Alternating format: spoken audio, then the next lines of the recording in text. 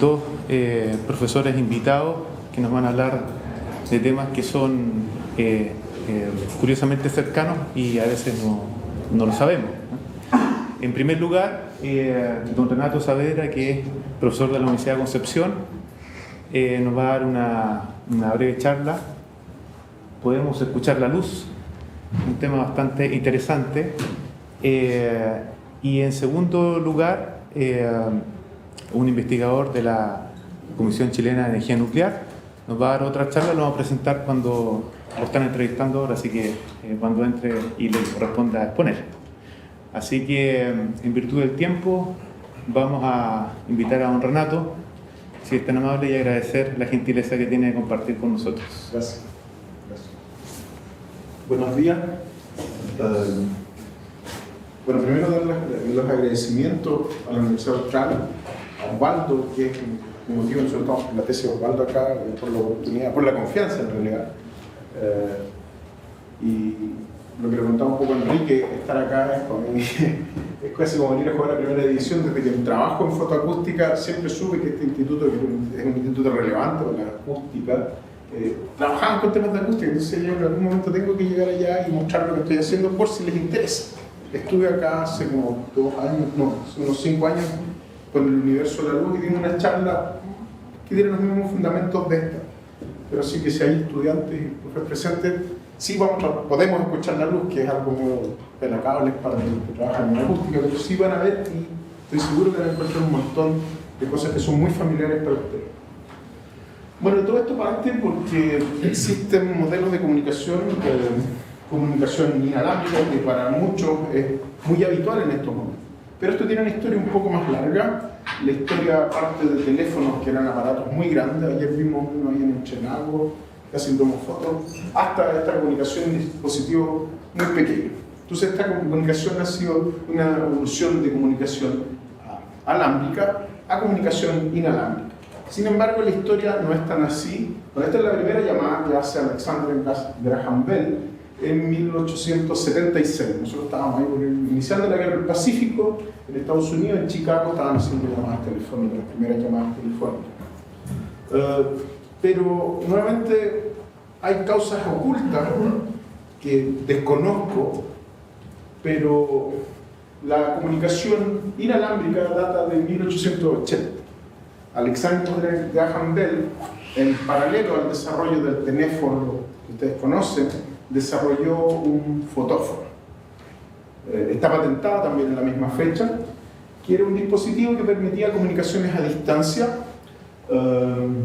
Este es el dispositivo eléctrico, hay uno que es netamente acústico, pero acá él modula luz, tiene un espejito acá, él la concentra, y esta luz se enfoca con un espejo parabólico en una resistencia que cambia de resistividad, entonces puede generar una señal eléctrica modulada. Ese era un teléfono inalámbrico, y claro, sustituyeron esto por señales eléctricas con cable. El teléfono tenía estas propiedades, dicen que lo probaron en barco, pero también hicieron algunas pruebas de campo. Bell le escribe a su padre, emocionado, que en el verano de 1880 había podido comunicarse, había podido transmitir señales de un lado a otro con luz. Y luego lo perfecciona un poco y aquí tiene un aparato modulador, entonces ahora concentra la luz en este espejo parabólico, en esta membranita, que uno puede escuchar como un sonido, y funciona. Entonces, no sé, hay artículos del Times que dicen que, como siempre pasa estas cosas, había un temor hacia la tecnología y esto no se desarrolló. Y tuvimos que darnos una vuelta por los teléfonos con cable hasta nuevamente tener comunicaciones inalámbricas en dispositivos como este. Entonces, el inventor o descubridor de este fenómeno, que se llama fenómeno, es un efecto fotoacústico que si permite escuchar sonido de materiales que son estimulados ópticamente. Ese es el fenómeno fotoacústico, fue descubierto por Bell, y al año siguiente son estos climas culturales o climas de ideas científicas que están dando vueltas, pues Tyndall y Röntgen, el mismo de los rayos X, que tuvieron algunos trabajos al respecto de este fenómeno. De hecho, hay unas cartas que tiene Michelson, el inventor del espectrómetro de Michelson, entre Bell y Michelson le dice a Bell que en realidad el aparato es relevante lo que acaba de inventar Bell. Bell patenta esto, que es lo que ustedes ven en el póster. Esto es de los espectroscopios de la época. Yo tengo aquí un slip, puedo meterle luz y aquí pongo mi muestra, en esos tiempos de ser gaseosa o líquida, y escucho por acá. Y este aparato quedó ahí por muchos años. Entonces, la pregunta era, ¿podemos escuchar el sonido de la luz? ¿Vamos a escuchar el sonido de la luz? Claro, este es Víctor escuchando la voz de su amo. Entonces, lo que vamos a hacer es cambiar el modelo, sacamos el disco, la cosa queda vuelta, tenemos una fuente luminosa, un ventilador, un modulador óptico, que es un modulador mecánico que prende y apaga la luz a alguna frecuencia conocida. Enfocamos esta luz en una membranita, ustedes deben conocer esas de las agujas antiguas que tienen una membranita. Entonces enfocamos en esa y vamos a escuchar un sonido. Ese es el principio del efecto fotoacústico. Entonces, como el desafío aquí es para que usted hágalo usted mismo, ¿ya? Y es re simple, es algo que pueden hacer en el colegio.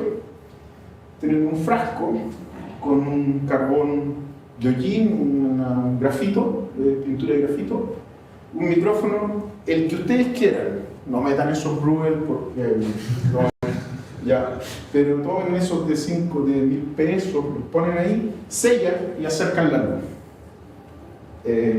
Esto está reportado en una experiencia, sale en el Physics Teacher, que yo cuando la hice decía, no escucho nada, no se escucha nada.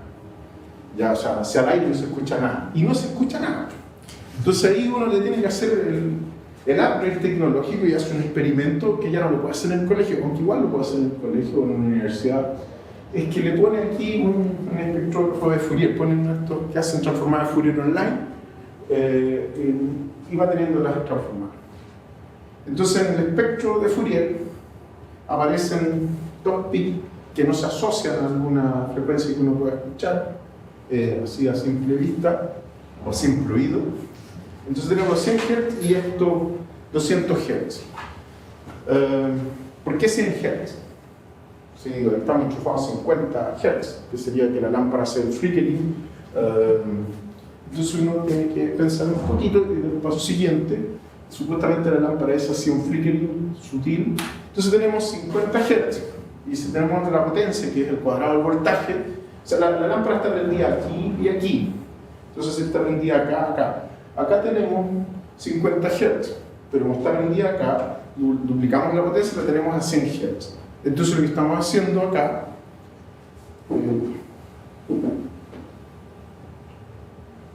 es escuchar los 100 Hz que produce la lámpara por el estímulo de la lámpara. ¿Sí? Entonces estamos escuchando la luz. No abran tanto los ojos, ahora les voy a tratar de explicar. Ok, el fenómeno fotoacústico consta de esta conversión fototermoacústica. Nosotros nos saltamos la parte del termo, porque queda muy en el mismo laboratorio, como decía, el laboratorio de fototermoacústica, y queda como fotoacústica. Pero de verdad podría ser termoacústica, que al caso acá es distinto. Pero y esas combinaciones. Pero tenemos las oscilaciones de la luz a 100 Hz, porque es la intensidad. Esas oscilaciones, o sea, esa luz calienta esta película de carbono. La calienta cuando está prendido y esto se enfría cuando está apagado. Entonces se produce una oscilación de temperatura. Caliente cuando está prendido es como el sol. En la mañana hace calor cuando hay sol, en la noche baja la temperatura, la atmósfera aumenta, la atmósfera se contrae. ¿Sí? Entonces, esa expansión y contracción del gas en una cámara hermética, como es el frasco, produce oscilaciones de presión. Y acá saben perfectamente que en una oscilación de presión es una onda acústica. Y eso es lo que escuchamos. Entonces tenemos con luz modulada, producimos un sonido. Ese es el truco. ¿Okay? Entonces, nosotros aplicamos esto para varias cosas. y esto se formaliza y hacemos espectroscopía fotoacústica, y esto ya no es hágalo usted mismo, esto ya es más formal.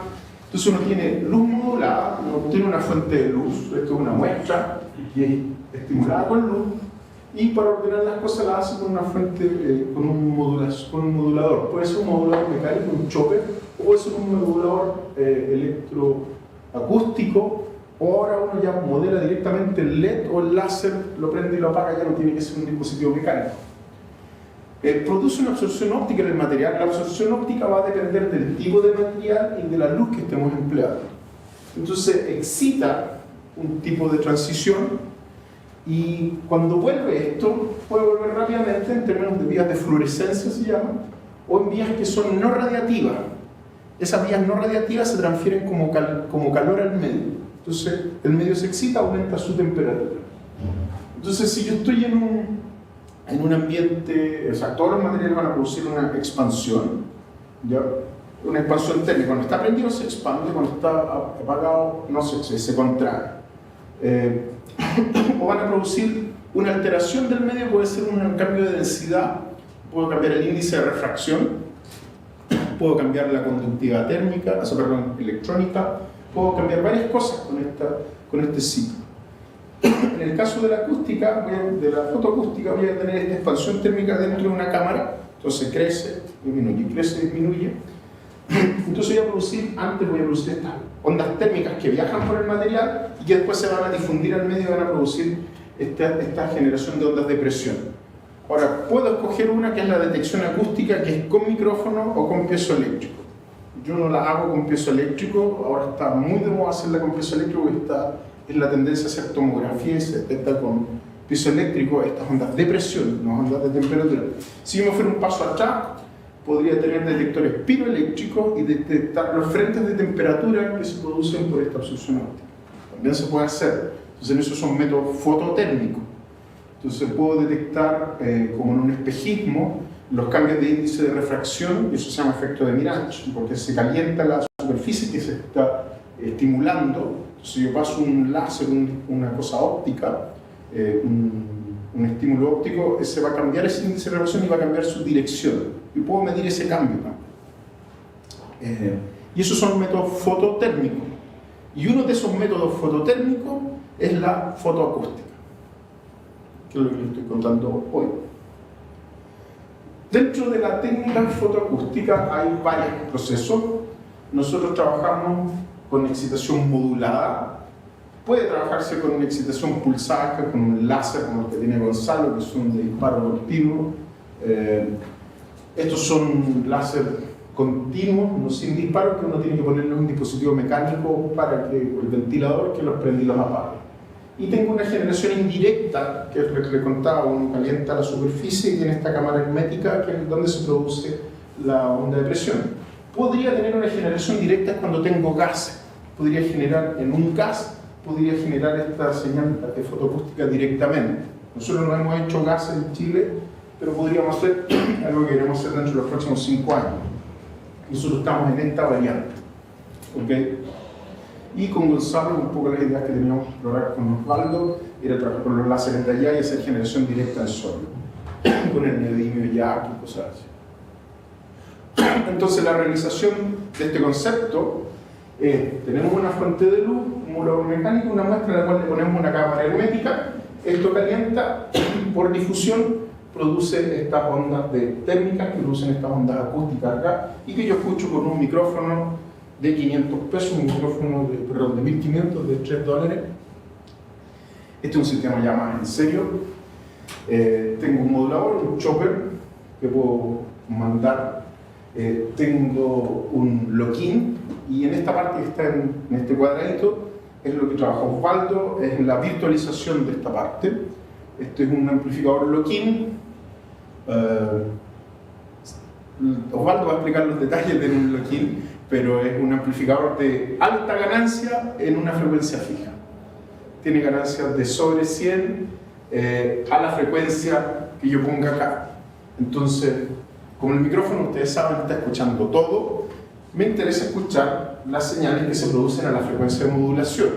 Entonces me sincronizo, me bloqueo con fase con este amplificador. Entonces, actúa como un filtro también, corta todas las otras señales y amplifica mucho la señal que viene con esta frecuencia.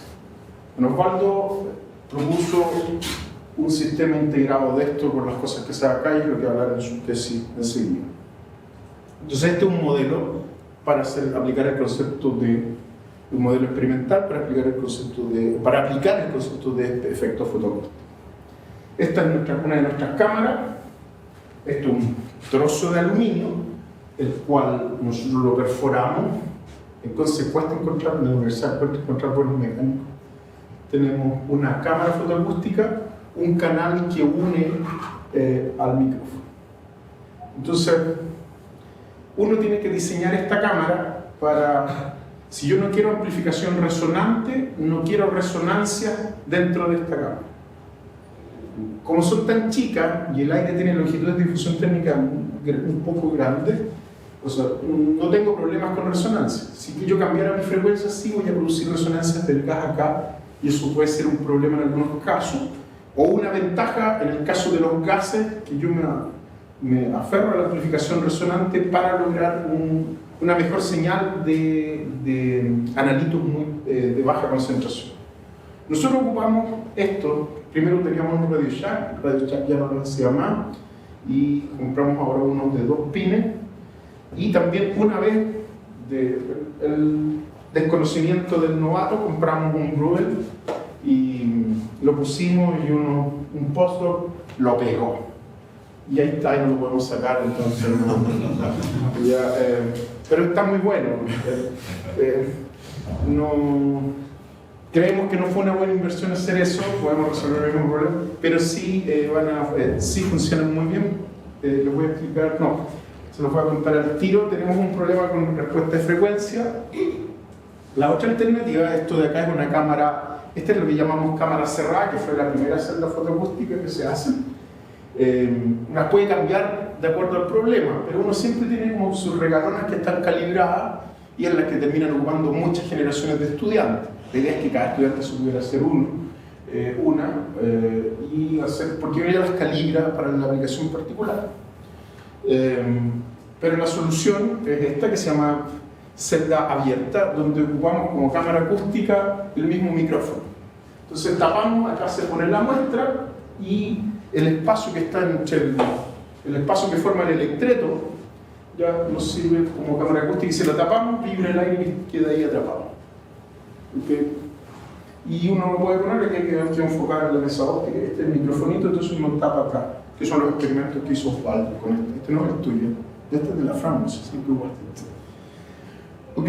Entonces, de acuerdo a nuestra aplicación, podemos ocupar las dos combinaciones. También lo podemos hacer en infrarrojo, con un detector infrarrojo que se pone en un banco infrarrojo, y nos da la opción de ocupar otro micrófono más, que es un micrófono óptico que funciona como los de fuerza atómica, que yo tengo un cantilever, una barrita que vibra, y si yo pongo un láser a esa barrita, puedo mirar las oscilaciones de presión con una interferencia con un láser o un dispositivo de 4 cuadrantes. También puedo ocupar ese tipo de micrófono, que lo ocupamos en IR, pero si nos da el tiempo, lo alcanzaríamos mucho. Bueno, esto es un poco de teoría. ¿Qué ocurre? Llega la luz por este medio, desde el aire, calienta la muestra y hay difusión de calor hacia acá, hacia acá. Entonces lo que yo voy a generar por difusión de calor va a ser una onda térmica hacia acá, y hacia acá también, podría medir en los dos lados. Entonces estas son las ondas térmicas que están propagándose en este lado, y como esto está oscilando, están en diferentes tiempos. Entonces estas se propagan y se atenúan en esta parte. Esta distancia es lo que se conoce como longitud de difusión térmica. Bueno, el modelo fue propuesto recién en el 76 por Rosenberg, y era algo más o menos simple, que es resolver 3 ecuaciones de difusión térmica para 3 medios acoplados, lo que se hace en ecuaciones diferenciales parciales. Entonces tengo que hacer matching en las dos superficies y después encontrar las condiciones de temperatura. Yo quería encontrar la temperatura acá, que es lo que hacen ellos, y para una fluctuación yo calculo la variación de volumen y la cambio como una variación, como esto tiene la misma sección, puedo tener la misma área, entonces tengo una longitud de columna fija, entonces me quedo solamente con esta oscilación, que va a corresponder a los valores al promedio de temperatura en ese espacio. Y esa temperatura es la que calculo resolviendo esas tres ecuaciones. Entonces, ese modelo es el pistón acústico, que es el que genera las ondas que estamos escuchando. Entre otras propiedades, la difusión térmica depende de la frecuencia con que yo esté estimulando. Entonces, las ondas térmicas van a alcanzar a viajar alguna cantidad dentro del medio y van a devolver esa difusión hacia acá, y lo que yo voy a poder modificar acá o acá al otro lado. Ya depende de lo que yo quiera estudiar. Entonces, para cobre o para aluminio, tenemos este es aire, mucho más abajo. Si ocupara helio, también sería diferente. Esto es en sólido y esto es en gaseoso. Si yo puedo ocupar distintos materiales de acople o estudiar distintos materiales. Esta propiedad de depender de la frecuencia me hace cambiar el nivel que yo estoy estudiando. O sea, si yo aumento la frecuencia, estoy viendo material mucho más arriba. Y si es muy rápido, estoy viendo solo en la superficie. Que es una propiedad, se llama perfilamiento, y esto es dependencia de la frecuencia con la difusión térmica. Se describen con el mismo modelo de Rosenberg diferentes regímenes térmicos, así como uno lo hace en el óptico, ópticamente fino, ópticamente delgado, o sea, cosas que son transparentes, cosas que son opacas, en longitud de difusión óptica. Pero en térmico tengo longitud de difusión térmica que son finas, es que las ondas de temperatura pasan el material, la longitud de difusión térmica es más grande que el material, o gruesa, cuando la longitud de difusión térmica es menor que el espesor del material. Y cada una tiene una respuesta de acuerdo a la frecuencia. Hay una frecuencia crítica, es el cambio de régimen. La látex en la mayoría de los materiales, esto está bien corrido a las bajas frecuencias. Ya aquí está en 130, esto es alusafoil de 500 micrones más o menos. Entonces, uno puede ver este cambio de régimen solo al ir aumentando la frecuencia. Modular, escuchar menos de 20 Hz siempre es un problema. Ya, escuchar con menos de 20 Hz siempre es un problema. Pero esta metodología o estos cambios de régimen nos permiten obtener una propiedad térmica de los materiales que estudiamos, que es la difusividad térmica, que tiene que ver con la velocidad con que se llega al equilibrio térmico. Y sí, es una propiedad que es directamente proporcional a la conductividad térmica. Ya es otra manera de escribir esa propiedad. Entonces, con este método fotoacústico, lo que se hace es obtener propiedades térmicas de los materiales. Pero tenemos otras aplicaciones en las que hemos hecho en los últimos años. La espectroscopía, o sea, aparte de depender de la frecuencia, también depende de la longitud de onda. Entonces yo puedo hacer barridos en longitud de onda, y ahí por eso es la parte de espectroscopía. Esta técnica tiene ventajas sobre otra porque nosotros tiran todas las muestras cachos, los difíciles, que son muestras dispersivas, polvo, que no se pueden estudiar con otras técnicas. Entonces siempre llegamos acá con muchas cantidades, las que no se pueden hacer pastillas, por ejemplo, o materiales biológicos, nosotros las podemos atender en la mayor parte de los casos y simplificar el trabajo. No tiene contacto, o sea, no la destruimos y básicamente se las devolvemos, cosa que muchos colegas aprecian mucho. Este es otro instrumento, otra organización que hicimos, pero es con variación de frecuencia, o sea, de longitud de onda. Este es una lámpara, ahora es un monocromador, que es un dispositivo que selecciona longitudes de onda. Entonces tenemos luz blanca y aquí podemos poner diferentes longitudes de onda, el modulador mecánico del chopper y nuestra celda fotoacústica acá. Entonces, este es otro modelo, suponemos nuestra muestra al interior de la celda acústica y lo iluminamos. Entonces barremos cambiando la longitud de onda del monocromador.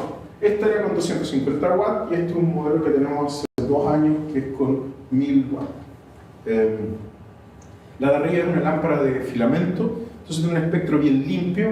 Esta es una lámpara de descarga en gases y tiene un espectro con banda y que es difícil de limpiar, entonces capaz que volvamos este año de nuevo al filamento. Aunque ganamos mucho más en potencia, es más difícil trabajar, sobre todo en el UV es más difícil. Este fue el primer artículo que sacamos, tomando Gracilaria chilensis, pelillo, esta alga roja de las costas chilenas. ¿Por qué se estudia esto? Porque es una alga roja que tiene un complejo de proteínas que transfieren la longitud de onda, la longitud de la onda de la luz, a estos centros de fotosíntesis. ¿Ya? Entonces tiene este arreglo de antena que está compuesto por ficocianina, ficoeritrina y aloficocianina, para ser más eficientes. Son algas rojas, no son verdes, entonces pueden hacer fotosíntesis con ese sistema de antena.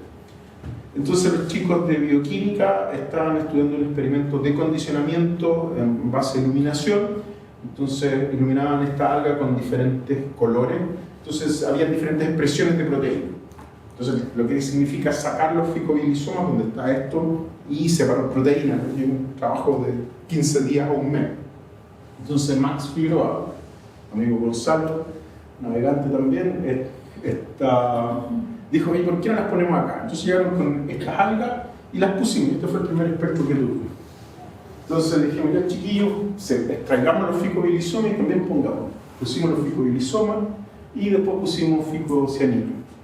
Y claro, nos dimos cuenta que en nuestro espectro empezábamos a reconocer los mismos que ellos tenían. Acá no están los que ellos tienen, son solo los nuestros. Pero que los podíamos deconvolucionar, de poner alga cruda a ahorrarnos varios pasos de extracción. Entonces en este espectro, estos cototitos, estos pics, representaban a los mismos espectros que uno podía ver antes del proceso, o sea, después del proceso de extracción.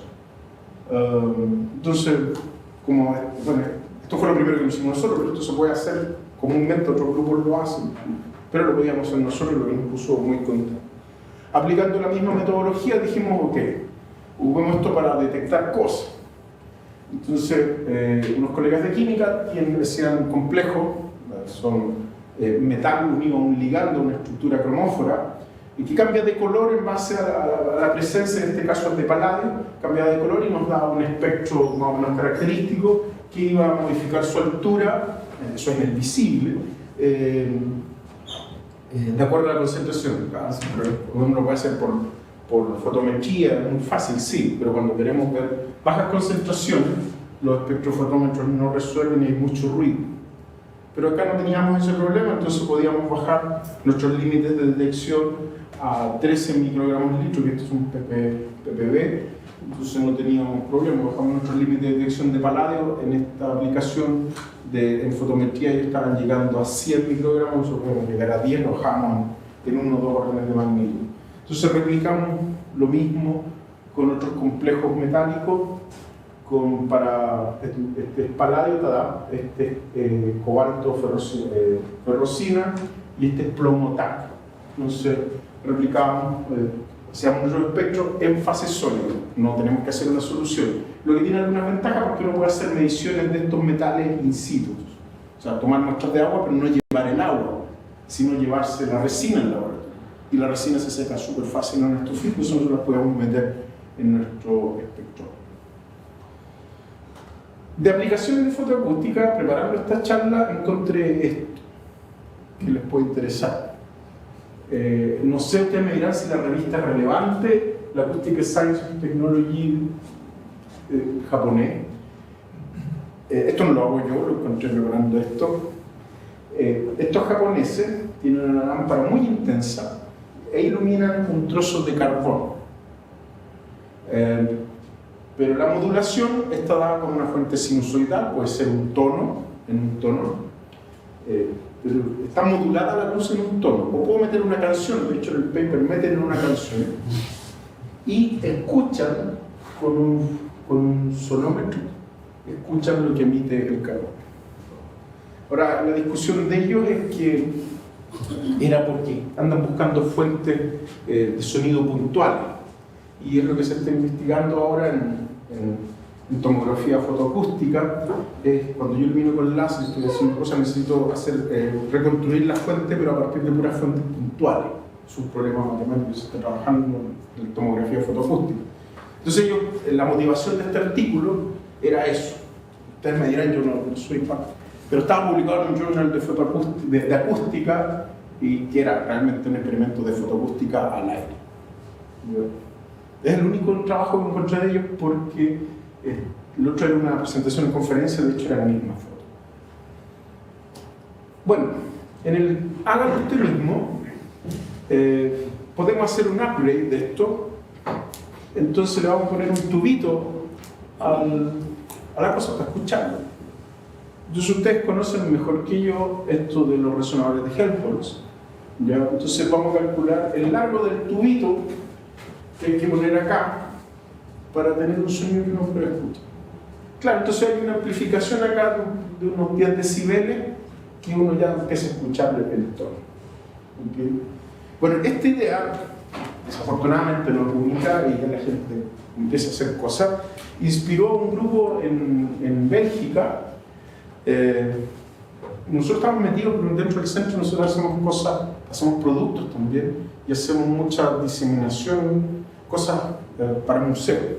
Nosotros hemos trabajado en la exposición del Universo de la Luz y hemos vendido algunas piezas de exhibición a algunos museos, al MIN y al CICAT que está allá.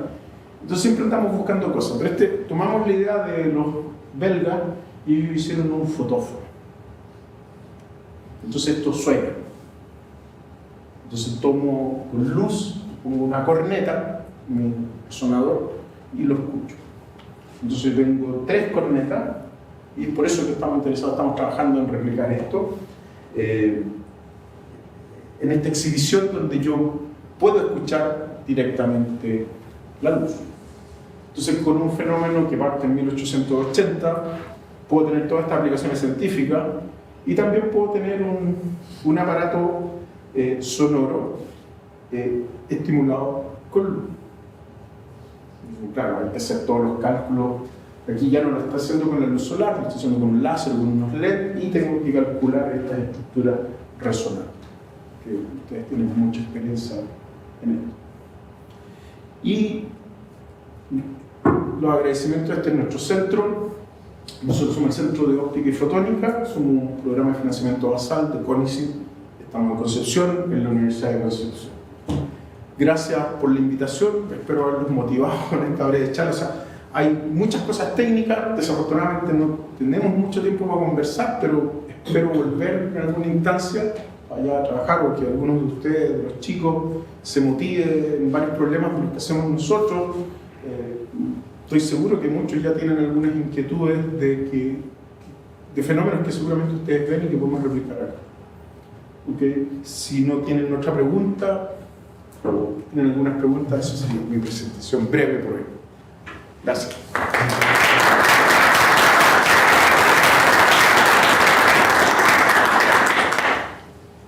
Tenemos un espacio para preguntas antes de pasar a la otra charla de Gonzalo.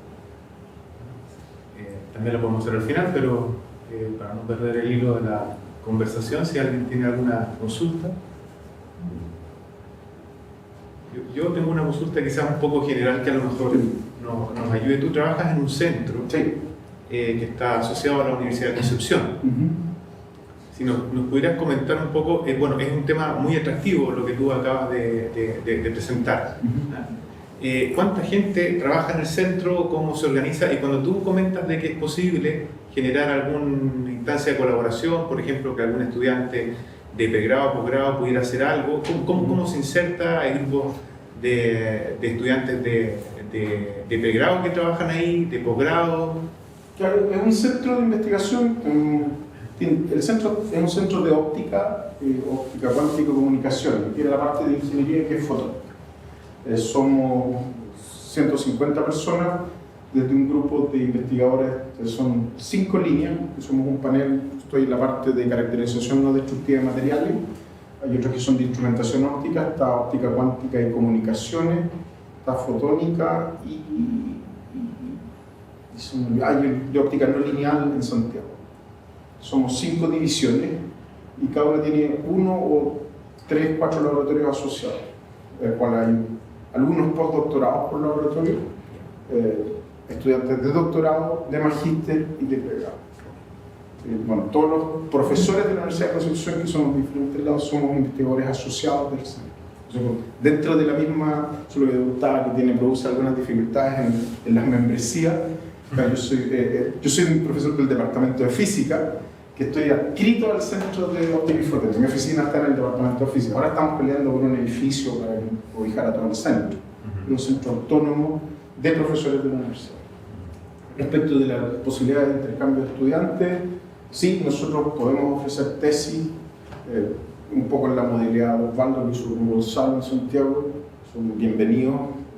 Hay que ajustar un tema que ustedes acepten. Y también mi departamento tiene un programa de posgrado, que es la otra posibilidad. Y ahora, ciertamente, visitas de colaboración e intercambios son todos bienvenidos. Yo soy bien cargado en eso de los intercambios y los convenios.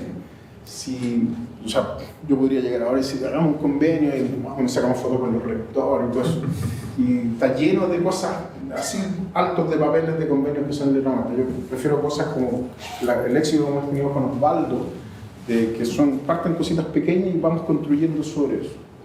O sea, ahora tuvimos la oportunidad de conocernos y ver qué podemos hacer.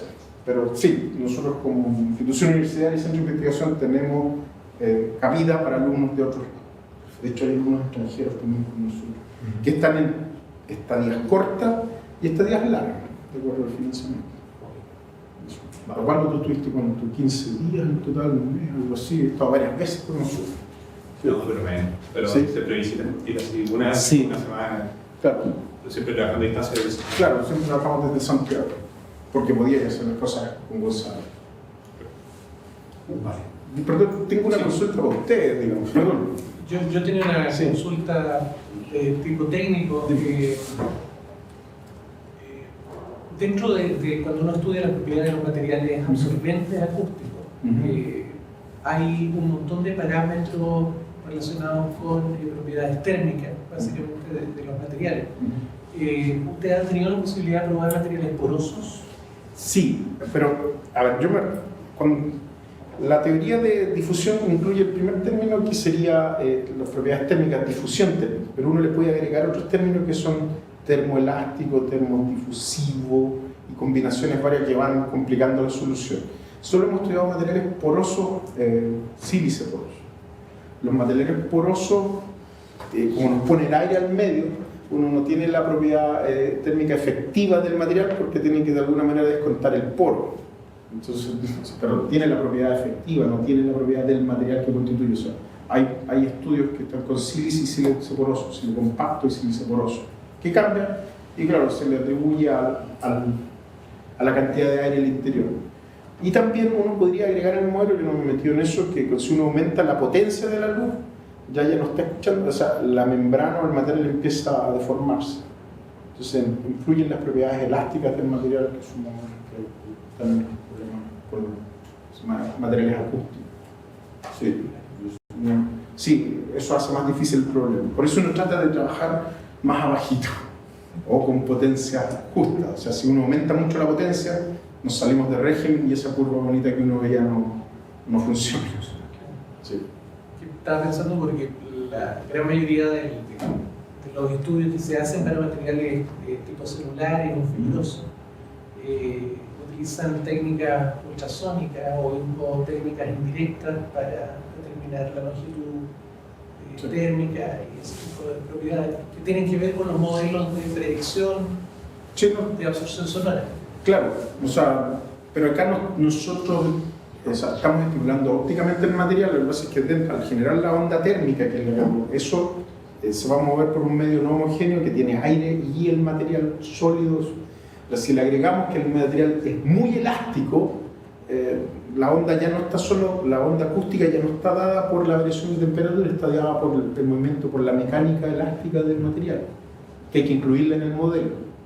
Entonces las ecuaciones de Rosenberg se modifican un poco y uno va a hacer casi el mismo cálculo. Una sola vez lo intentamos hacer, pero se enreda mucho. Yo personalmente le saco el kit de esas cosas y me quedo con la parte difusiva. Nada más. ¿Y aplicar la teoría de Biot? ¿Aplicar la teoría de Biot? No, es lo mismo.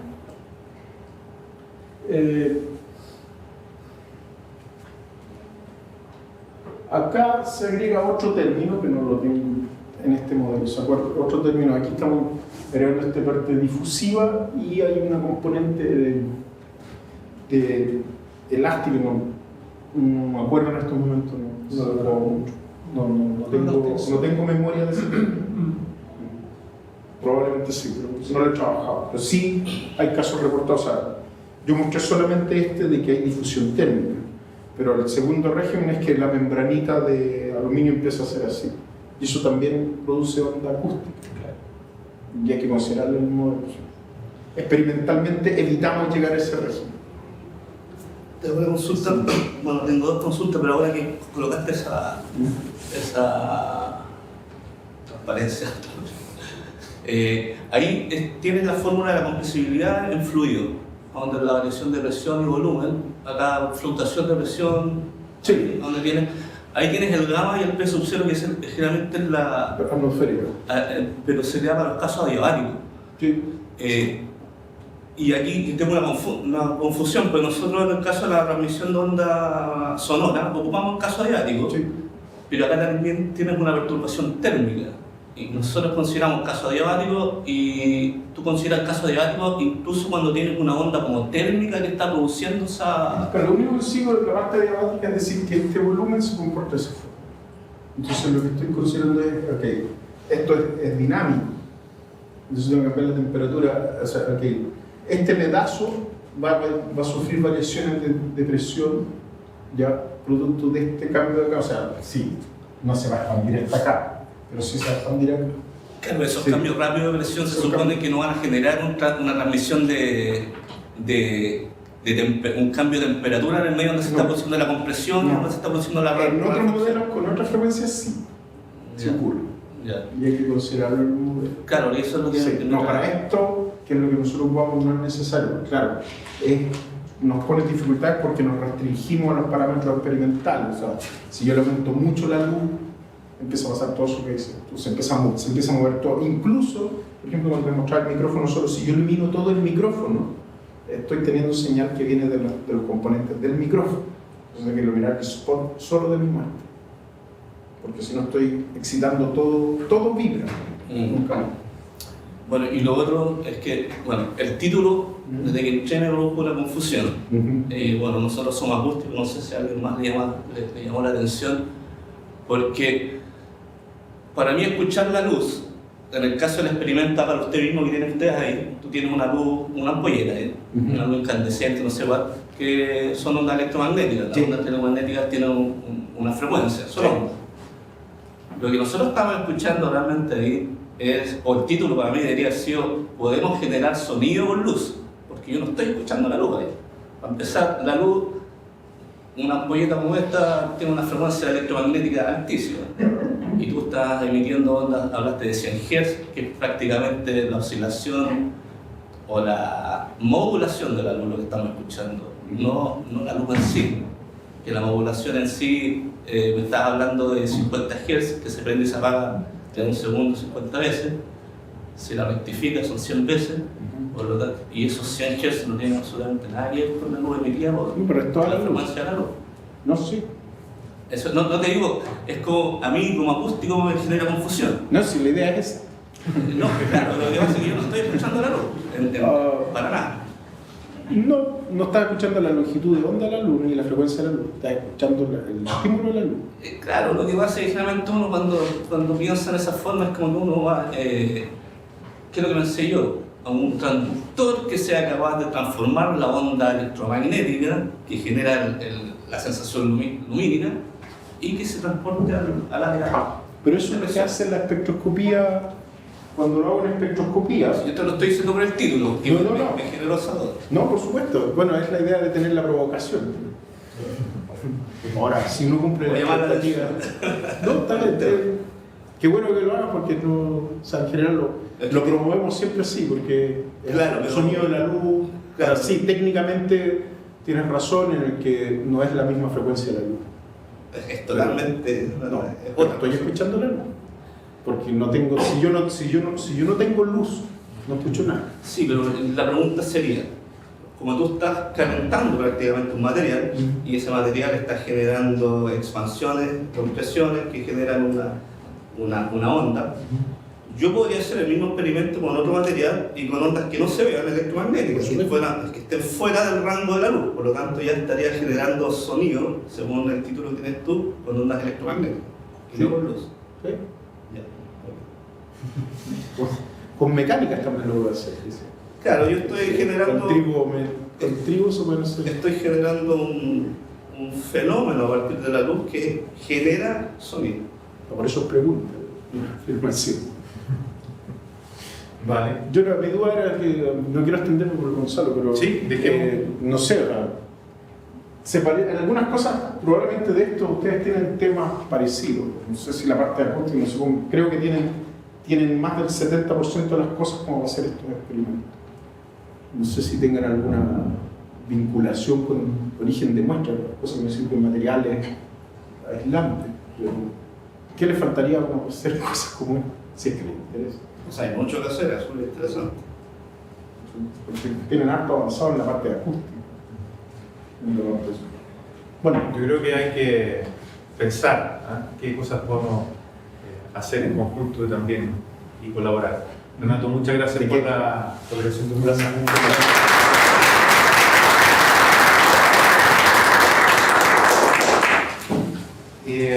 Ahora nos va a acompañar Gonzalo Avaria, que trabaja en la Comisión Chilena de Energía Nuclear. Ambos investigadores son parte de la comisión de examen de titulación de don Osvaldo Cuadrado, que ya lo nombraron varias veces. Voy a darle el contexto, ya que Renato hizo el comentario. Osvaldo hizo su tesis de Ingeniería Civil Acústica, da su examen a las 12. Voy a leer el título del trabajo, porque ya que Renato invitó, las exposiciones son públicas, don Osvaldo, así que imagino que estará contento si lo quieren acompañar. La tesis es espectroscopía en descarga de plasma, foco e implementación de amplificador lock-in para espectroscopía fotocústica. Lo dije de buena manera. Así que si alguien queda entusiasmado también con parte de esta exposición, está invitado al examen, que es a las 12 en el edificio 7000, la sala 7302. Ese es el programa que viene en el mismo canal, en otro lugar. Así que vamos a dar espacio entonces y aprovecho de comentar de que esta colaboración que se dio por medio del trabajo de tesis de Osvaldo, del cual el profesor Arenas es parte de la comisión, es un ejemplo de las cosas que se pueden generar cuando existe el interés de colaboración entre instituciones que incluso físicamente estamos en lugares distintos y hay temas que efectivamente nos pueden convocar. Así que muchas gracias. Bueno, muchas gracias. Bueno, como decía el profesor Suárez, soy Gonzalo Avaria, soy un investigador del grupo de plasma de la Comisión Chilena de Energía Nuclear. Esta presentación va a tener menos conexión con la acústica, porque voy a hablar más bien de lo que hacemos allá, para que ustedes se enteren de qué es lo que pueden encontrar ustedes si es que van a la Comisión Chilena de Energía Nuclear, para que no piensen que solamente es el reactor que tenemos en La Reina, sino que hay más cosas que podemos hacer. En este momento, los que formamos parte del laboratorio estamos acá. Justo hoy, a esta hora, debe estar tomando el avión Ariel Tarifeño, que acaba de irse a hacer un postdoc a España. Pero finalmente somos más o menos los que estamos ahí, para que se hagan una idea de quiénes somos. Este es el grupo de los investigadores. Bueno, por allá estoy yo. El jefe del laboratorio es Leopoldo Soto, el que está aquí. Y tenemos a María José, Cristian Pavé, Ariel Tarifeño, Yalap Yain, que es un estudiante de doctorado que vino desde India para hacer su trabajo en Chile, en el laboratorio de nosotros. Biswajit Bora, que es un investigador indio también, que es un doctor en física y está haciendo, es investigador del departamento. Y Patricio San Martín, que es nuestro apoyo técnico y mecánico del laboratorio. Él lleva a la realidad todo lo que nosotros diseñamos en el papel. Y lo que ustedes ven ahí, en donde estamos parados, es la descarga Speed 2, de la que voy a hablar un poco más adelante, pero para que se hagan una idea del tamaño que tiene. Tenemos distintas colaboraciones con muchas universidades. Por acá está, parece que no guardé la... Estaba por ahí incluido Renato, pero parece que la versión que salvé parece que esta no es la más actualizada. Así que, claro, entonces tenemos en distintas universidades. Por ahí está el lugar donde yo fui a hacer mi postdoc, ¿ya? Con Jorge Roca en Colorado State University. Y bueno, esta presentación es la que uno le hace normalmente a los gringos. Cuando uno va a Estados Unidos le dice, mire, Chile es así, porque hay algunos que no saben. Entonces, quise usarla igual porque da un sentido de proporción. Bueno, somos un país bastante largo y angosto. Y los físicos, bueno, tenemos una población, según el último censo, que va a chequear, pero bueno, somos alrededor de 17 millones de personas, ya, más o menos. Físicos habemos 350, y lo pongo así como físicos con arroba porque en realidad hay hombres y mujeres que hacen física, ¿ya? Y investigadores en física con publicaciones, eso es porque hay muchos profesores que hacen física pero no están específicamente haciendo investigación, o sea, hacen docencia pero no necesariamente investigación, entonces más o menos son del orden de 250. Y físicos de plasma, nuevamente hay hombres y mujeres acá que hacen plasma, somos alrededor de 20 en el país. O sea, es una proporción bastante pequeña, 20 con respecto a 17 millones. Cuando yo hice esta misma presentación en un congreso de Estados Unidos que era de física de plasma, este congreso era, me parece que iban como 2.000 o 3.000 investigadores en física de plasma, solamente. Entonces yo les dije, mire, si nosotros quisiéramos hacer una conferencia equivalente, seríamos 20, o sea, podemos caber aquí en esta sala y no necesitamos el edificio, el mega edificio en el que estamos. Y bueno, tuve que corregir ese número porque, como dije, hasta hoy en la mañana éramos 7 investigadores en la Sechen, ahora somos 6. Pero todavía ahora está abierto ese puesto, así que va a llegar alguien más a cubrir a Daniel. Lo que voy a hablar hoy día va a ser el programa de investigación para que se hagan una idea general de lo que hacemos en la comisión, solo en el departamento de plasma. No voy a hablar de la comisión de la visión general de la comisión, que también hace investigación y en otros temas bastante interesantes. Los experimentos disponibles que tenemos ahí y, bueno, finalmente un poco de aplicaciones en las que hemos estado trabajando. Bueno, primero el plasma es una descarga eléctrica que se produce entre dos electrodos y lo que hace ahí es que dependiendo del material que haya dentro, puede ser un gas o un material sólido, va a producir una vaporización de ese material y va a producir entonces que se ionice el material, ¿ya? Entonces, por ejemplo, si ustedes tienen una descarga con gas, van a lograr que el gas comience a ionizarse. Van a sacar los electrones que tienen los átomos y entonces se va a formar un fluido que se llama plasma, el que está compuesto por los iones por un lado y por los electrones, que todos ellos se mueven de una forma que parece un fluido. Este es el experimento más grande que hay al momento de física de plasma. Se llama el Z-Machine, que se llama Z porque ellos trabajan con experimentos Z-Pinch, que lo voy a explicar un poco más adelante. Y en este caso lo que ellos están tratando de hacer es lograr fusión nuclear, ¿ya? Esto no es la fisión que uno conoce de los reactores nucleares, esto es fusión nuclear, o sea, yo junto ahora dos núcleos y los fusiono y genero energía a través de ellos. En el otro caso era, si yo tengo un isótopo que es radiactivo, este va a decaer en otros dos, entonces se fisionan, se separan. En este caso estamos haciendo el inverso, queremos juntarlos.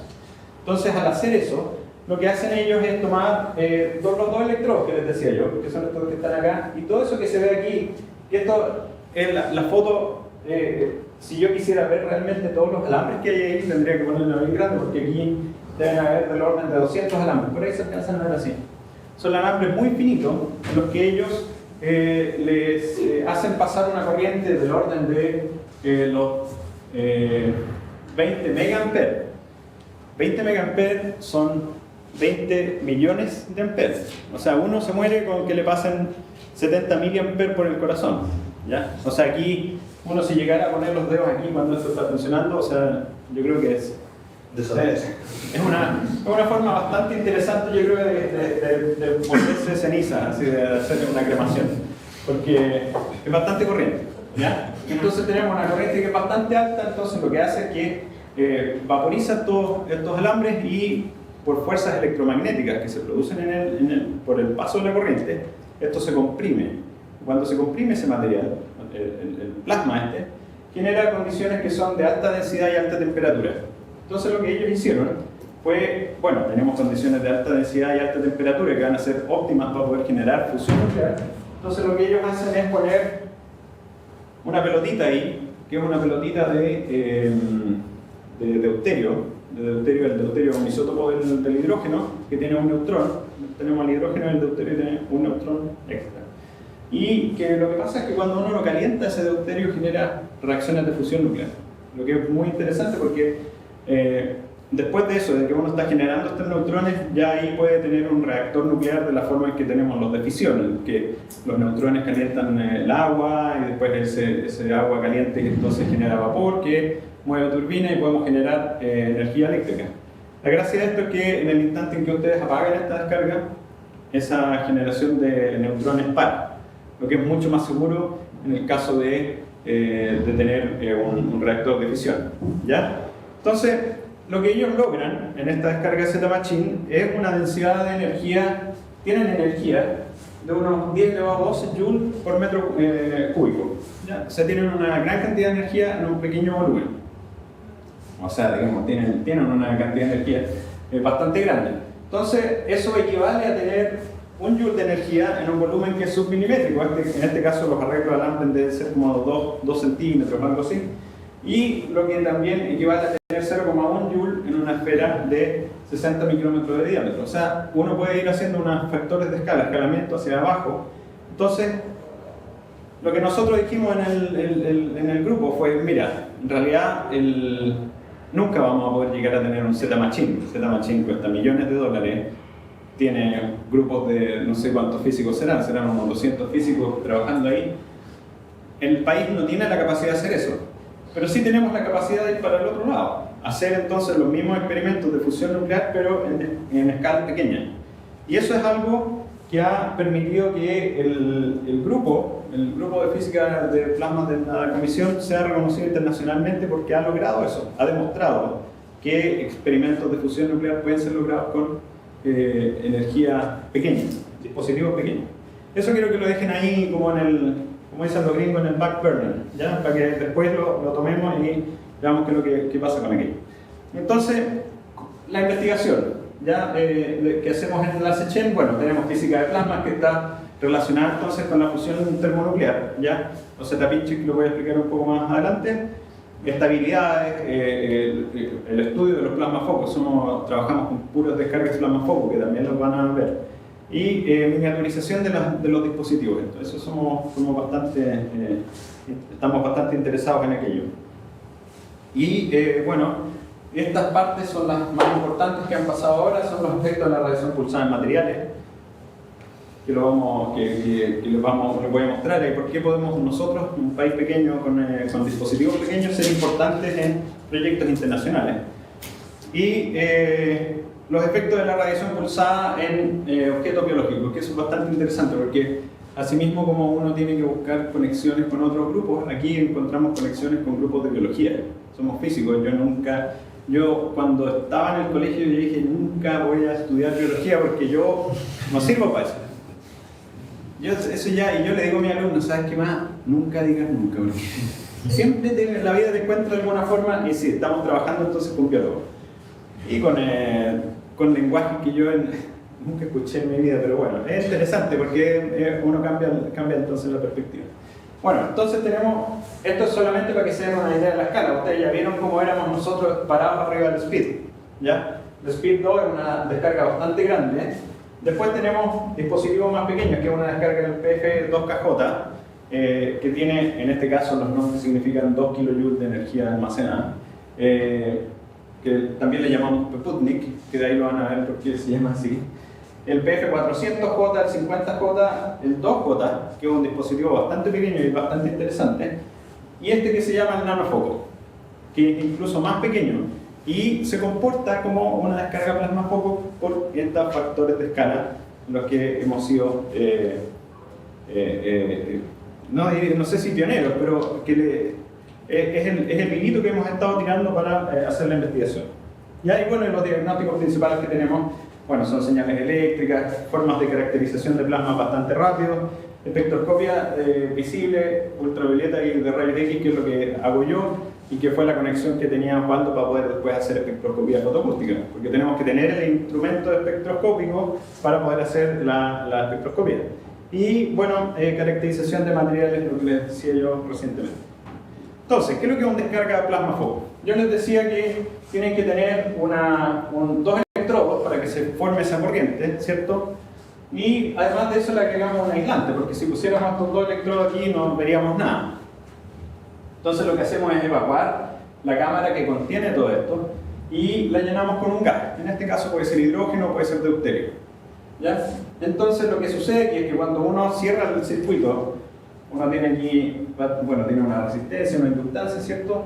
Y tiene energía, la energía esa que yo les hablaba, los joules, los kilojoules y todo eso, está almacenado en estos condensadores. Entonces lo que uno hace es cargar el condensador, y no sé si ustedes han tenido la experiencia, pero que quizás sí, si les han pasado electricidad y magnetismo, después uno puede descargar ese condensador y les va a dar una descarga que puede ser un RC, un RLC, ¿cierto? Que eran por distintas formas en las que se descargaba este condensador. En este caso, este va a descargarse de la misma forma que un RLC, ¿cierto? Entonces, lo que pasa es que aquí tenemos mucha energía y la cerramos con un switch que es muy rápido. Entonces, toda esa energía se va a ir directamente al plasma, o sea, se va a ir al gas. Lo que va a hacer que se forme una pequeña lámina de electrones que están viajando ahí. Están tratando de conectar, entonces, estos dos electrodos están tratando de hacer la conexión eléctrica. Y cuando sucede eso, ahí existen fuerzas electromagnéticas que empiezan a separar esta lámina desde el aislante y lo empiezan a mover hacia arriba. Esas son las etapas que están descritas ahí. Pasa por una etapa en que se sale del aislante y después empieza a subir por estos dos electrodos. La corriente está ahí pasando, ¿ya? Empieza a subir hasta llegar al punto más alto que es donde se produce esta región de alta densidad y alta temperatura que se llama el plasma pinch, ¿cierto? Y que nosotros le llamamos Z pinch porque tiene una simetría en el eje Z, ¿ya? Esto, para que se imaginen cómo es, esto es una... Bueno, después vamos a ver imágenes, pero este es un corte transversal de la descarga y esa lámina se mueve como que fuera un paraguas. Se imaginan un paraguas hasta que llega al final y como ya no puede seguir subiendo, sube el paraguas y colisiona. Entonces genera esto con mucha energía que comprime el plasma y genera...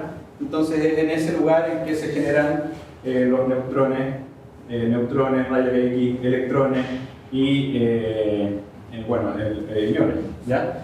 Los rayos X normalmente también pueden formarse aquí por efectos electromagnéticos en el pinch o también por estos electrones que viajan hacia el fondo y se frenan contra el electrodo que está ahí abajo. Entonces genera rayos X de neutral. Ahí está cuando se cierra el switch, para que vean en qué instante, cuando se cierra, entonces se forma esta lámina de corriente. ¿Ya? Para que ustedes se hagan una idea, nomás, estos son números. En Polonia, entonces tienen dispositivos que tienen 1000 kilojoules de energía almacenada, son condensadores que pueden almacenar 1000 kilojoules. En distintos países, aquí en Argentina, por ejemplo, tiene energía N1 que tiene 4,7 kilojoules de energía.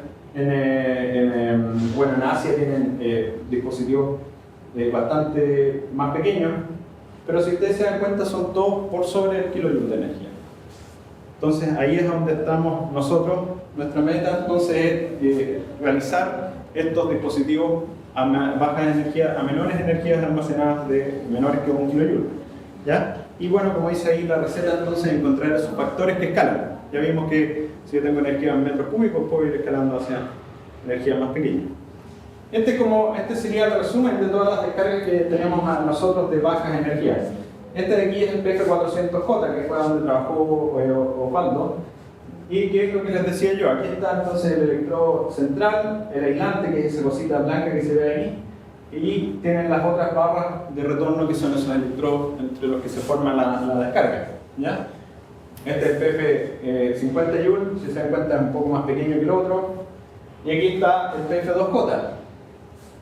¿Cuál es la gracia de esta descarga? Todo lo que ustedes ven ahí ha sido hecho en Chile, ¿ya?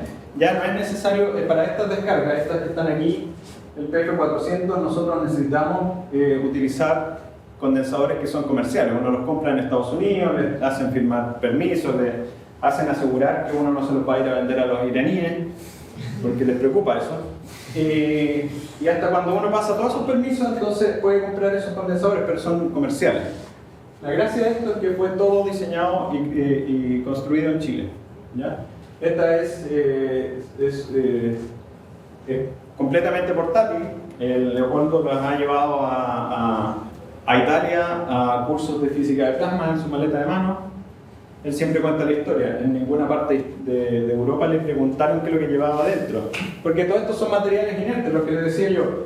Hasta el momento en que uno enciende la descarga no tiene generación de neutrones, no hay radiación, no hay generación de rayos X. Por lo tanto no es un dispositivo que sea peligroso. Pero conéctenlo a la red eléctrica y ahí sí. Entonces, la única parte en la que a él le hicieron problemas fue acá en Chile. Yo no sé, pues si más de alguno habrá ido a, no sé, Argentina y de vuelta, pero uno llega a Chile, le pasan la máquina de rayo X y le empiezan a preguntar, ¿y qué es lo que lleva ahí? Que no sé qué. Ya. En Chile, ya de vuelta, cuando uno dice, ya llegué, ahí le preguntaron de todo. Y tenemos acá el dispositivo el nanofoco, que en este caso ya dejamos de tener los electrodos por afuera, sino que es un electrodo central que tiene su pequeño aislante y se forma un foco ahí bastante pequeñito, que finalmente ha sido como una demostración de que esto se puede lograr. Aquí pueden ver esta dinámica del plasma que les decía yo. No sé.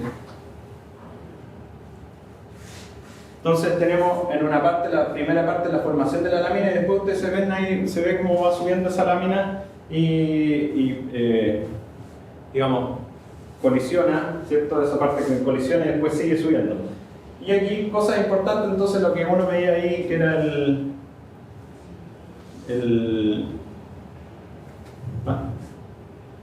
cosa importante aquí, uno ve el pinch, entonces que se empieza a formar, ahí ya está el pinch formado, y ahí se desarma. Todo eso pasa en tiempos que son de órdenes de los nanosegundos. Los tiempos que hay de aquí a acá son como 300 nanosegundos, o sea, es algo, uno si lo mira es así, un flash, y eso sería todo. Pero hay muchas cosas pasando. Todo esto fue tomado con cámaras que son ultra rápidas y que permiten entonces medir estas cosas. Eso de ahí es la pluma de plasma que después ha sido utilizada para hacer investigaciones en materiales, que obviamente lo vamos a ver. Vamos a ver creando, digamos, la historia, de que lo van a ver más adelante. Esto de aquí es lo que se veía del nanofoco. Si ustedes se dan cuenta, se genera la misma dinámica, se genera una descarga por aquí por el electrodo y después se genera esa burbujita que sale. Y es una cosa que es bien pequeño, esto de aquí es de un milímetro de diámetro. ¿Ya? Entonces, con eso, lo que les decía yo, tenemos capacidad entonces de generar fusión nuclear. ¿Cómo sabemos que generamos fusión nuclear? Porque tenemos neutrones que salieron de la fusión nuclear. Y bueno, esto de aquí son unas curvas nomás de cómo funciona la descarga, pero esto es lo importante, llegamos a tener una producción de neutrones que está dada por, que cumple con los mismos parámetros que las otras descargas eléctricas, que su producción de neutrones cambia respecto a la cantidad de gas que hay ahí, la presión. Y tenemos entonces emisión, que en este caso era, me parece que era de los 10 elevado a 6, claro, 10 elevado a 6 neutrones por disparo, ¿ya? Y lo mismo para un plasma foco que era bastante pequeño, de 50 joules, que toda la gente en la comunidad científica decía esto es imposible, usted está loco. A Leopoldo le costó bastante trabajo convencer a la gente de que sí estaba funcionando esto. Y aquí hay otra prueba de que tenemos emisiones del orden de los 10 elevado a 4 neutrones, ¿ya? Con un dispositivo que es de menor energía. Entonces, los proyectos que tenemos, el generador Speed 2, me voy a apurar nomás para que lo vean ustedes. Entonces, estos eran los que estamos parados ahí. Ustedes ven, esto fue una descarga que fue donada por la Universidad de Düsseldorf. Así nomás, lo que hubo que hacer fue pagar el transporte y se regaló todo lo que estaba ahí. Y es un generador entonces de energía almacenada de 187 kJ, es la más grande que tenemos en la comisión. Y en ella, esta descarga estaba optimizada para generar descargas de plasma foco, ¿ya? De estas que estamos viendo, pero sin embargo, uno de los colegas ahí, el Cristian Pavés, fue que hizo una modificación entonces de esta descarga para que pudiéramos ocupar arreglos de alambre, así mismo como hacen el Z-Machine, pero en vez de tener los 11 megajoules que tenían allá en el Z-Machine, acá tenemos 187 kilojoules. Lo que implica que podemos hacer bastante investigación en ello y nos abre más la posibilidad de hacer otros tipos de descargas allá. En este caso, la importancia de esto es que, como la descarga esta no estaba diseñada para funcionar con arreglos de alambre, es como que, bueno, había la posibilidad de que si uno no le hacía las modificaciones eléctricas para que funcionara con un arreglo de alambre, que podríamos haber tenido una explosión, mega explosión ahí, porque no podría haber habido una forma de entregar esa energía a los alambres como correspondía. Pero él lo logró hacer. Aquí ustedes pueden ver una de las etapas en que todo eso de ahí son los alambritos que se ven allá arriba, ¿ya? En que se están empezando a evaporar los alambres. Esta es la primera parte donde le está llegando la corriente. Entonces lo que ustedes ven aquí son cuando los alambres se están recién vaporizando. Es como, ustedes si ven las fotos, la secuencia de imágenes, en la siguiente foto ya no están los alambres, sino que hay una cosa que es un plasma, y después van a ver la siguiente foto y se va a ver comprimido. ¿Ya? En este caso, lo que pasó fue que las siguientes imágenes, creo que los canales del detector habían fallado. Pero sin embargo, cumplimos con las mismas condiciones anteriores que generamos entonces rayos X y partículas cargadas. ¿Ya? Arreglos de alambre, de nuevo, todo lo que nosotros queremos hacer es hacer investigación en dispositivos pequeños. Aquí tenemos lo mismo, un dispositivo que se llama multipropósito y que tiene de nuevo estos condensadores que son comerciales, y adentro la cámara de descarga también le ponen alambre y tiene en este caso una energía almacenada de 540 kilojoules más o menos. O sea, es bastante más pequeño que los 187 kilojoules que habíamos visto antes. Y en este caso también, aquí se ve mejor la dinámica esa de los alambres. Aquí ya están ya vaporizados los alambres, y ustedes pueden ver aquí que esas cosas que se ven ahí son el material del alambre que se está yendo hacia el centro, por estas mismas fuerzas electromagnéticas que impulsan este material hacia adentro, y se empieza a juntar, y cuando se junta, genera, aquí se ve, esto era donde estaban los alambres antes, y ustedes ven que aquí hay una columna de plasma, ¿ya? Entonces, cuando ya está funcionando, está pasando la corriente por ahí, por ese plasma, esta columna se comprime y nuevamente entonces tenemos alta densidad, alta temperatura, y podemos generar entonces condiciones de generación de partículas cargadas, rayos X y distintos otros productos. Aquí también, arreglo de alambre en esta descarga de baja energía, podemos ver un diagnóstico que es una imagen. Esta es una imagen de cómo estaba, en este caso, antes en el Z-Machine tienen todos los alambres así puestos verticalmente. En este caso se tomaron dos alambres y se giró la base, entonces se forma una X. Cuando se forma esta X, lo que pasa acá es que se genera un plasma, también el material empieza a irse hacia el centro y se genera un punto aquí que es aquí, se alcanza a ver en el centro. Se genera un punto que también tiene alta densidad, alta temperatura y genera rayos X con fuentes que son muy puntuales. Eso es algo bastante importante. Ustedes tienen las fuentes que son de radiomedicina, las que cuando se van a sacar las radiografías, son una fuente que es bastante grande. Entonces cuando ustedes les sacan las radiografías, ahí no les da una resolución que es muy grande, porque la fuente es muy grande. Entonces, no alcanzan a resolver no alcanzan a resolver, por ejemplo, si hay alguna microfractura en el hueso, porque la fuente es muy difusa.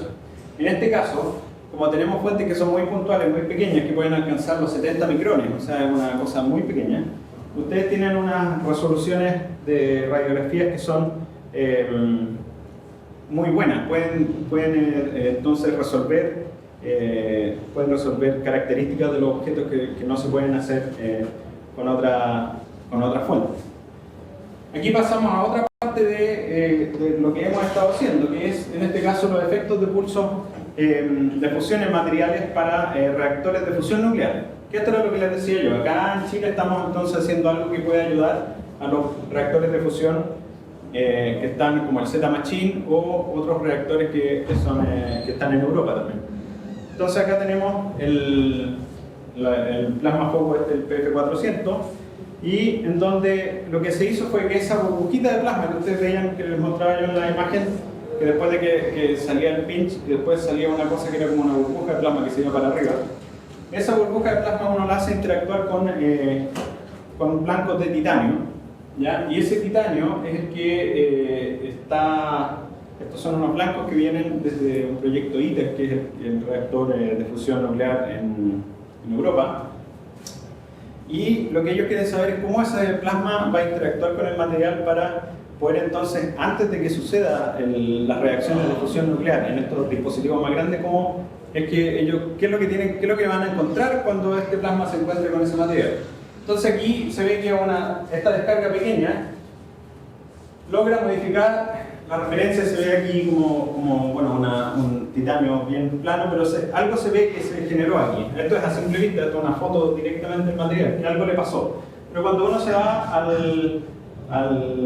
los microscopios ópticos, uno ve que, bueno, el material no tiene mucha variación, ¿cierto? Esta es la distancia a la que pusieron el blanco. Mientras más lejos, menos plasma les llega que con respecto a lo que les llega cuando está más cerca. Y ustedes pueden ver que cuando está más cerca hay un cambio dramático en la morfología de la muestra. O sea, hay algo que le está haciendo el plasma, lo está calentando, está entregando la energía, y eso hace que ya cambien las propiedades del material. Que no me voy a adentrar mucho en aquello, pero si alguien está interesado lo puedo conversar. Y aquí hay unas imágenes de un microscopio un microscopio SEM de electrones, un microscopio de electrones, en que se ve claramente el cambio de la referencia a lo que hay en el plasma, o sea, que fue interactuado con el plasma, y se ve bastante clarito ahí que hay una falla. Ya con esto termino, me quedan un par de transparencias. Y los efectos entonces de la radiación en las células y en el material biológico. Lo que ustedes ven ahí son esta parte que yo siempre me veo correr. Todas estas de aquí son muestras, estos circulitos son los Petri, donde están las muestras de células, ¿ya? Que en este caso eran células cancerígenas de cáncer mamario, me parece, y que fueron irradiadas entonces con nuestras descargas, ¿ya? Aquí ustedes pueden ver que hay la cantidad de dosis de radiación, en este caso son alrededor de 6 milisieverts, ¿ya? Y bueno, la distribución de radiación también, cómo es que eso puede, lo que estamos estudiando es cómo se puede afectar cómo esto puede desencadenar ciertas muertes celulares que son buenas para el tratamiento del cáncer. No todas las muertes celulares son buenas para que el cáncer desaparezca. Entonces hay que buscar una específica. Esto es otro de los plasmas, esto es otro de los proyectos que tenemos, que es esta, la antorcha de plasma, que es la que dirige Biswajit Bora, ¿ya? Y que en este caso lo que queremos hacer es construir y diseñar esta antorcha de plasma para tratamiento. Los tratamientos aquí son bastante interesantes, porque uno con esto hay unos tratamientos que están haciendo en Dinamarca, me parece, que es para sacar los taladros de los dentistas. En vez de usar taladro, como el hoyito ya está hecho, entonces uno puede hacer tratamiento, matar estas células que son las bacterias que están dentro del diente a través de plasma.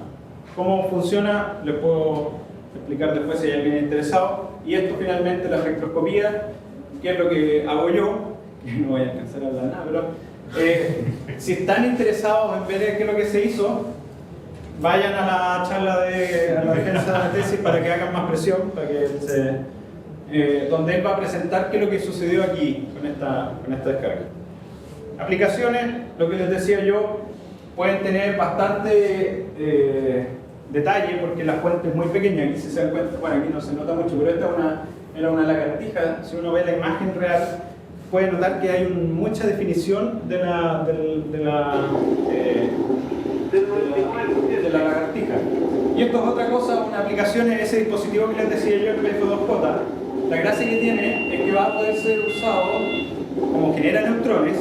Hay un proyecto del departamento que tiene que ver con detección de minas. Cuando ustedes hacen incidir neutrones sobre un material que tiene agua, como en este caso, no que tenga agua, pero que tenga carbono e hidrógeno, ¿ya? Por ejemplo, las bombas minas antipersonales no tienen metal, porque si no los militares empezarían a pasar un detector de metal y podrían saber a dónde están estas bombas. Esas bombas están hechas de plástico y como tienen plástico no se pueden detectar. Entonces lo que uno hace es que si lanza neutrones hacia esta bomba antipersonal, esos neutrones se van a reflejar y pueden ser detectados por detectores de neutrones, ¿ya? Y al ser detectado, uno puede encontrar estas minas con bastante precisión. Nuevamente también si alguien está interesado, se lo puedo explicar con más calma después. Esto es importante, si alguien quedó con dudas de esto, les aconsejo revisar estos videos en YouTube. Esos videos en YouTube son unos videos que se hizo en conjunto con Daniel Alcaíno, Vane Miller y el cabro chico de los 80, que siempre se me olvida el nombre. Pero ustedes pueden pueden buscarlo acá. Si quieren encontrarlo más fácil, vayan a YouTube y vean en el canal Ciencia Entretenida, ¿se llama? Y van a poder encontrar todas las explicaciones de qué es lo que es un plasma, qué es lo que es la potencia pulsada y qué es lo que es la fusión nuclear. Para que lo puedan ver con calma en la casa y eso. Busquen así por Ciencia Entretenida, más fácil. ¿Ya? Son bastante interesantes esos videos, así que se los aconsejo. Y eso sería todo. Muchas gracias. No sé, por el tiempo yo creo que me vamos a dar para las preguntas, pero solo agradecer a los proyectos y contarles que en el 2014 estamos cumpliendo 20 años del Departamento de Termonuclear, ¿ya? Y este año también fueron los 50 años de la Comisión Chilena de Energía Nuclear. Así que bueno, muchas gracias y gracias por la disposición que han tenido ustedes para recibirnos. Algo que no tiene nada que ver con ustedes, pero sí puede tener, por eso vayan a ver la charla de Osvaldo. Muchas gracias. Okay.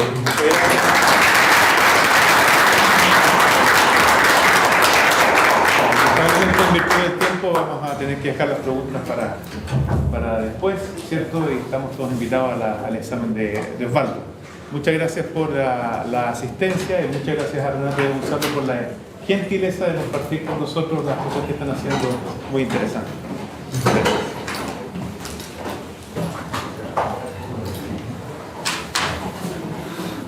No,